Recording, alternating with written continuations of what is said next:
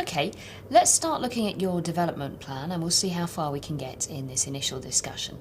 As we haven't done this before, let's quickly run through the format. Well, like you suggested, I've been thinking about how I'd like my career to progress, where I'd like to be in a few years' time, that sort of thing. Good. We'll look at that, where you are now, what the gap is, and what we need to do to bridge it. It's also sensible to look at anything that might get in the way. Let's start with your goals. Basically, I'd like a bigger job here at central office. What do you mean by bigger job? Well, I'd like a job where I work on bigger issues and have more influence on the whole organisation. What made you focus on that? As you know, I started in the field, and whilst I liked the subject, I didn't really enjoy the work. Since I've moved here, I've been much happier.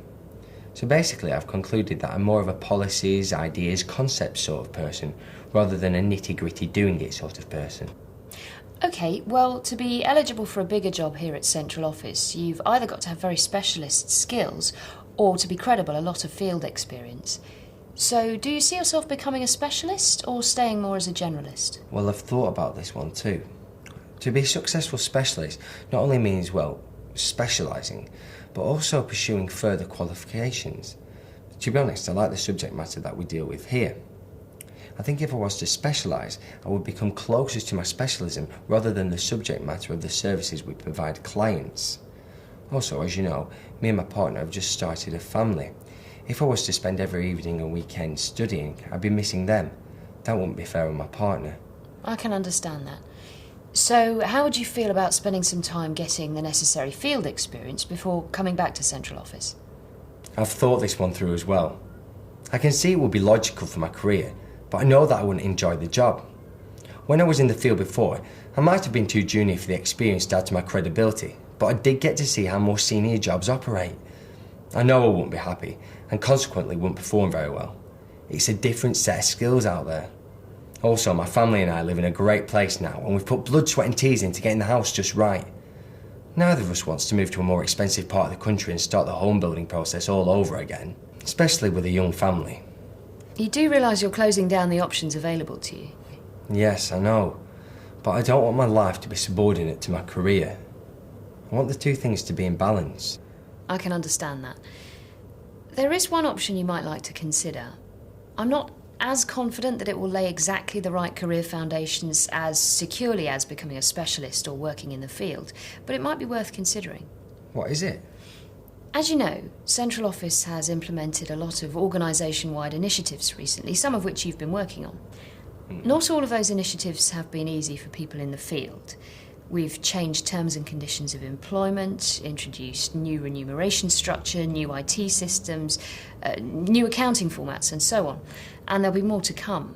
The new chief executive has ambitious plans that are likely to see a few teething problems before we reap the benefits. If you were to take on the role of roving troubleshooter, you'd get to see just about every location in the field and learn about the real and pressing issues facing people at the sharp end. You'd also learn about how the field and central office can work better together.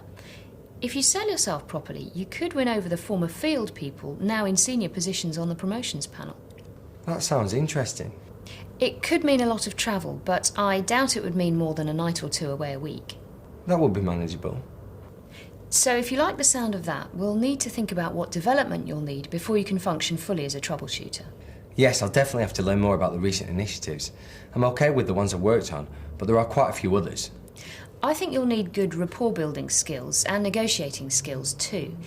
What I'd like you to do as part of formulating a development plan is to list the knowledge and skills you think you're likely to need and find the simplest, most cost-effective learning methods available. You can probably find a course for things like negotiating skills, but we'll have to be more creative about learning methods for everything else. You'll probably need to use reading, shadowing, short placements in other departments, and maybe find a mentor who has experience in areas that I don't. We'll then prioritise the list together and agree smart objectives for each learning goal. Wow, that sounds like a lot of work even before I've started. Look on it as an essential investment. We'll also agree a learning review schedule so that I can monitor your progress and help coach you. We'll continue that coaching through the early stages of the troubleshooting role. That sounds good, thanks. So, we've got a long-term goal as part of your development to get you into a bigger central office role, still working as a generalist on the policy concept stuff you like. And a short-term development goal to get the skills and knowledge I need for the troubleshooting role. Yes, as general goals they're fine, but when we plan your short-term development in detail, we'll use SMART objectives to make sure we're both absolutely clear so that we can monitor your progress accurately. I thought SMART objectives were for work-type goals. They're an important part of the performance management process, but because they're also specific and measurable, they're applicable to people's development. Thank you. This has been a really useful discussion. You seem pleased. It just feels good having something to aim for that will benefit me as well as the whole organisation. I'm looking forward to it. I know it doesn't guarantee promotion, but I know that it'll help. And I'll be doing something that I'm good at and that I really enjoy. Well, you did say you wanted your personal and professional lives to be in balance. I believe we can achieve that while adding value to the organisation.